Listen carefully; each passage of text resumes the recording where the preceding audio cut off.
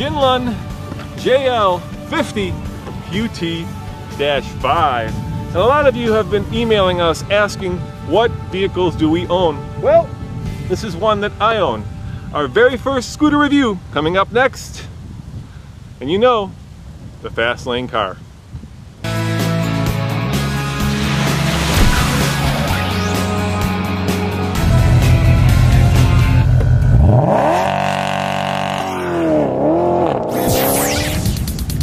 Ah yes, here in Florida, scooters and palm trees go together like peanut butter and jelly. And yes, I know I could have bought a used Honda Ruckus or Metropolitan, even a Yamaha scooter, but instead, from a Chinese website, I bought the Jinlun for just over $600 because I am cheap.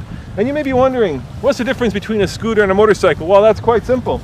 A scooter has nothing over here. You can pass your foot in between, get on and off very easily, makes it very easy and friendly to use. And this one had all the goodies. That includes a speedometer, gas gauge, turn signals, mirrors, disc brakes, not one but two kickstands, a massive exhaust, which turned out to be a fake can because this is only 50 cc's, and two storage compartments. I got taken in by the cheap price, and as you'll see, I paid the price. Oh yeah, now it's running like a Chinese clock. That is to say, pretty good. So let's do a proper review and see how she drives. First, 0 to 16 because, well, it only does about 30, and that's with the wind downhill and on a good day.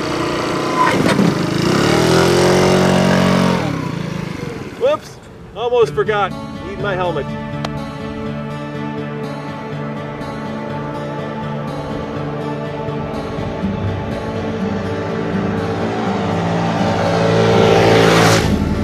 All right, guys, the very first ever TFL car, 0 to, I'm gonna say 16 because it would take forever to get to 30. Scooter test. You ready? Here we go. 1 1000, 2 1000, 3 1000, 4 1000, 5 1000. There you have it. That was about 5.5, I'm gonna call it, seconds to get to 16 miles an hour. Exciting.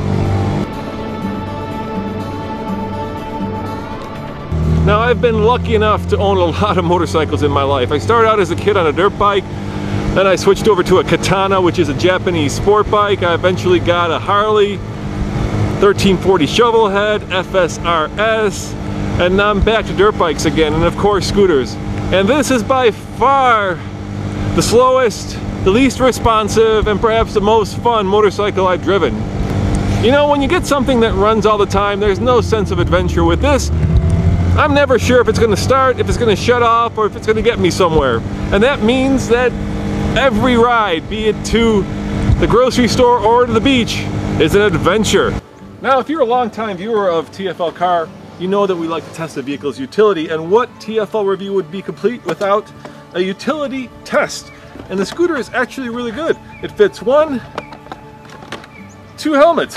Now the question is, will this $62,000 IPL Infinity with the top down fit 2 helmets?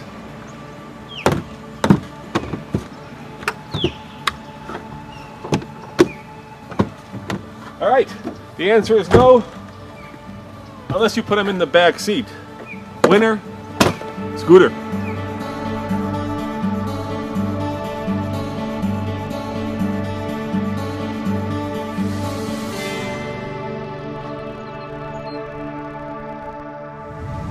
The scooter came all packaged, and I gotta tell you, I was crazy excited when it came off the truck. For just over $600, I thought I had bought the deal of the century. And you know what? It's not a bad little scooter, except for the fact that when I took it out of the box, the very first problem I had was that I couldn't get it to shut off. You know, you'd think you'd have a hard time getting it to start, but no, my issue was it wouldn't shut off. Turns out there was a wire that was disconnected. Eventually, I got that sorted, but then the seals on the front fork failed, the gas gauge gave up the ghost, the gas peacock had to be replaced, and The scooter's been apart about, a half a dozen times in the 3 years that I've owned it. And in that time, I've put on 511 miles, and I've gotten to know the scooter exceptionally well because I spend a lot of time repairing it.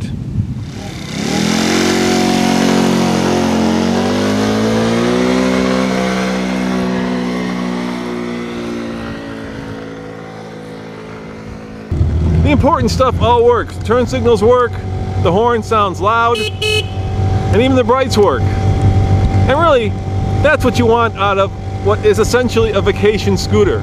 Sure, if I had a Honda Metropolitan, it would start every time. But you know what? Where is the sense of adventure? Where is the sense of getting really deeply and intimately acquainted with your ride? I know every nut and bolt, and I feel like when things go wrong with it, I can easily fix it. And I have. Alright, just in case you're wondering, the top speed of the JL50QT 50-5 is right around 30 miles an hour, and that's downhill with the wind. It has about, give or take, 10 horsepower, 49 cc's, and it gets an incredible 70 miles to the gallon, which is incredible because it's a $600 scooter.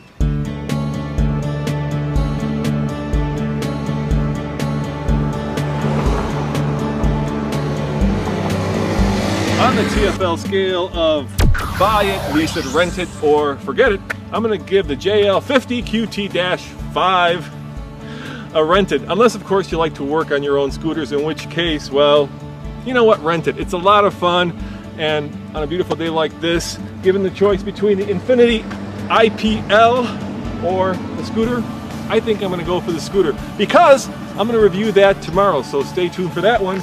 For now, I am going to ride like the wind because that's what you can do on an inexpensive scooter.